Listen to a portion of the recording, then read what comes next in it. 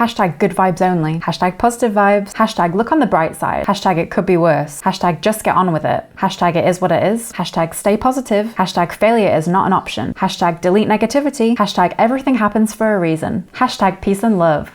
Hi everyone, I'm Rihanna. Welcome back to another video. You requested it, so today I'm talking all about toxic positivity. Now, whether or not you've heard of toxic positivity before, it's highly likely that you have experienced it. There's a little bit of confusion in the comments of the last video about what toxic positivity actually is, so I'm going to define it for you. It is the excessive and ineffective overgeneralization of a happy, optimistic state of mind in reaction to all situations in life. This process results in the invalidation, the denial, and the minimalization of the authentic, true, emotional human experience. Like everything done in excess, positivity used to cover up or deny the true human emotional experience is toxic. To repress our emotions in any way is really unhealthy. We as humans are flawed. We experience jealousy, resentment, greed, and more. Life sometimes sucks, and that's okay. In order to experience life as a human, that means experiencing the full extent, the full spectrum of all human emotion, and that is the highs and the lows. Trying to silence the full extent of our emotional spectrum is to deny our human experience. Social media can leave us feeling like we have to be and feel happy all the time, which is just not attainable. We present our best selves, the most flattering angles in photos, and how we want others to see us. I honestly think that the happiest individuals really understand that emotions and feelings ebb and flow. So in order to have those extreme highs we feel sometimes, we also have to experience the lows. That's balance. How else would you know the difference between those happy and sad feelings? I think it's really important to remember and keep in mind always that constant happiness is just not attainable. And no matter how glossy and perfect someone's Instagram feed looks, they are not constantly happy all the time either, because nobody is. And don't let all those beautiful, perfect looking nuclear families eating mangoes and acai bowls on the beach in Maui make you believe it is. Even they have their down days. In the vegan community specifically, toxic positivity is used as a tool to shut down particularly challenging subjects that certain people just don't want to engage in.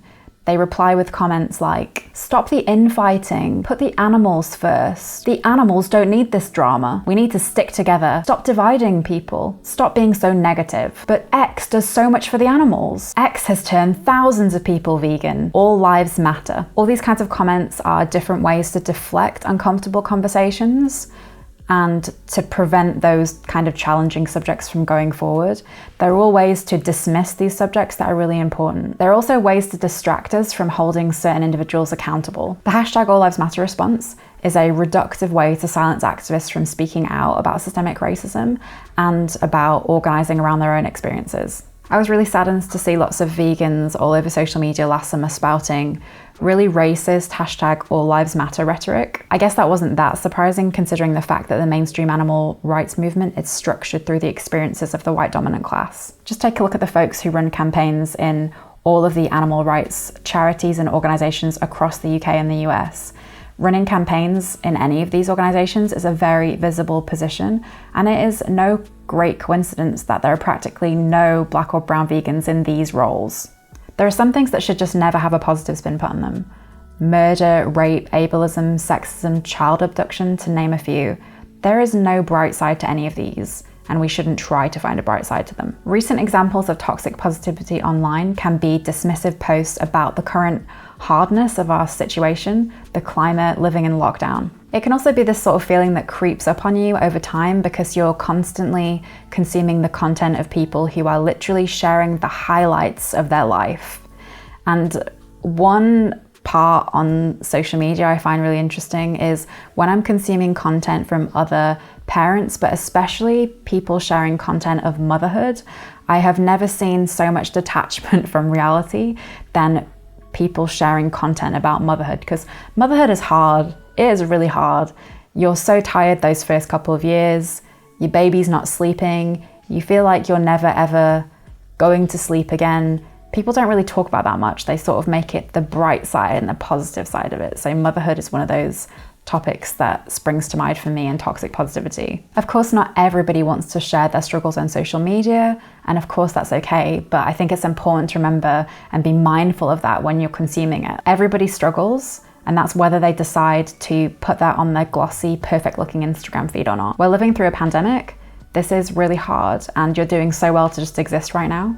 As someone who struggles with their mental health, know that there will be down days, there will be highs and lows, but this is about the balance of human emotional experience, and you can't experience one without the other. I'm interested to know if you have experienced toxic positivity either in real life or online, and how did it make you feel? Thank you so much for requesting this video. I often end up thinking about toxic positivity when I found myself spending more time than usual offline, and I've been managing this by spending every weekend offline, and it's the hashtag is #offline48. So I go offline on Friday evening and I return on Monday rejuvenated and refreshed. And I found it's been a really sustainable way for me to be present here on YouTube and Instagram and kind of all social media spaces. I just delete my social media apps off my phone, and then I'm not tempted and I don't slip up over the weekend and just, have a look. Let me know if you tried going offline. I really recommend it. I feel like it's helping me with my mental health all the time. If you enjoyed the video, please give it a thumbs up because it really helps the visibility of the channel. And if you're not already subscribed, please hit the subscribe button and also hit the notification bell so you never miss another video. For the next video, here are your options. Would you like me to make the video, "We need to talk about the Cranky Vegan," being a vegan with chickens, about the philosophy of living with chickens as a vegan, or a relaxed vlog? Please cast your vote in the comment section below. Thank you so much for watching, and I'll see you in the next one. Bye. Bye.